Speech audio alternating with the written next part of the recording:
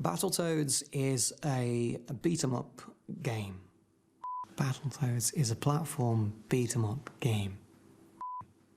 A platform beat-em-up strategy racing. Battletoads Battletoads is a game that we produced featuring 3 characters which were toads called Rash, Zitz and Pimple. We wanted a set of characters that we could produce huge merchandise for. I remember the Batman film had just hit the movies and we were looking at all of the different merchandising that you could buy for the film and for the character, and we wanted something like that. The t-shirts, the plastic models, the bedspreads, everything. At the time with Battletoads, I can remember Tim being very impressed by the Ninja Turtles.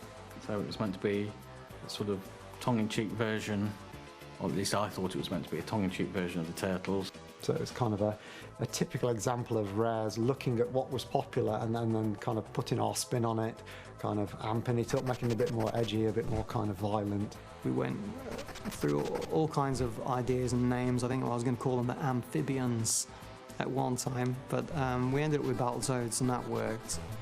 I wanted it to look kind of Disney-like, but I wasn't anywhere near a good enough artist for that, so we came up with a few different gimmicks, and we had the hands expanding and the foot turning into a huge boot. I think the ability to be able to transform limbs rather than carry actual weapons around, that's what made them unique. I think if you picked up the original NES version of Battletoads now, I think you get a bit of a shock because it was a very precise, very difficult game to play. Back then they were kind of quite short games, so one way of getting more kind of playability was to provide the player with a decent level of challenge. Mark, who was leading the software effort, was like a really talented player, so he'd set the general difficulty level around what he was good at. He made it so difficult, and you had to be precise to the 100th of the second when to press the button on the controller.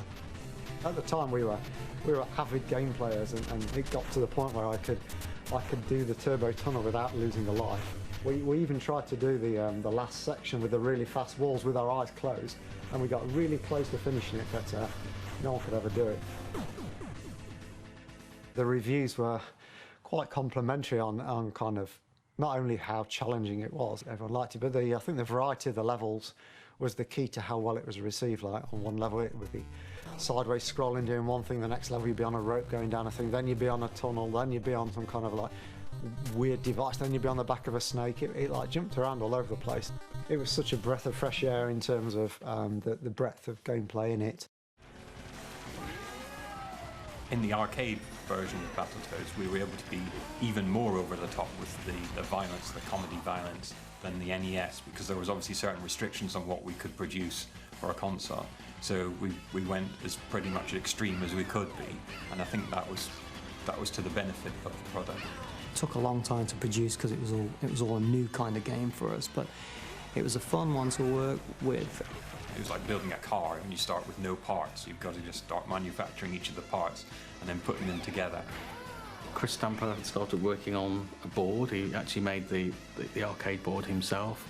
Meanwhile, we had to write all the software. Well, I had to write all the software from scratch, so all the audio drivers, all the audio software, all the graphics software. There'd be points where we'd tweak it and we'd say, the hardware is not fast enough here, we need to make some changes. And then he'd add that in, and then we'd change the software again. So there was really quite a bit of collaboration. Working on the arcade one was a great experience, and taught me a lot about a very different type of design, which wasn't all about let's try and keep the player playing for hours. It's literally, let's get the player on the machine, let's take some money off them, let's kill them off as quick as possible, but let's make sure they've had a good enough time so they want to put more money in. At the end of Battletoads Arcade, we had a boss called Robomanus that you tried to beat, and we were having trouble balancing the game, so it felt like you could beat him if you were on your own when you weren't that good, versus if there was 3 players coming in and, you know, really hitting him. We hit upon this idea of making him super tough at the start, even to the point where you couldn't actually do any damage to him. For the first 45 seconds, nothing you did actually affected him in any way, but it looked like it did. It's probably the best idea I've ever had in the industry. It's like, how can we make the final boss take more money? I know. Let's make it so we can't kill him. There was a few games that we did that actually had a crossover element to them. I think one of the ones, which was a rather odd one, was Battletoads Double Dragon. I'm guessing it came from the Trade West link, because Trade West were licensees for both Battletoads and Double Dragon. It just seemed a bit nuts to have these cartoon characters with expanding hands that turn into fists and drills, mixed up with these martial arts dudes from an arcade machine. Being as the Toads were our characters and Billy and Jimmy weren't, we were pondering whether to make the Toads have better moves and be slightly stronger, so they'd always have this like slight advantage. But in the end, we did the right thing, and it was all fairly balanced. From Battletoads, I think we were going to try and do a spin-off game called Warhogs with the character called Captain Pork. I think that was Tim's design. I can remember drawing these two characters that were like big, chunky warhog bikers, and they were going to shout pork swords every time they went into battle, but we didn't do it eventually. Battletoads ran over several different consoles. I think we had a Game Boy version, a Super NES version, an NES version, an arcade machine. We had a cartoon, so it's had a pretty good run of it, but I think it'd be quite a nice one to be revived. I'd always love to see a new Battletoads game out there. Maybe we'll make one.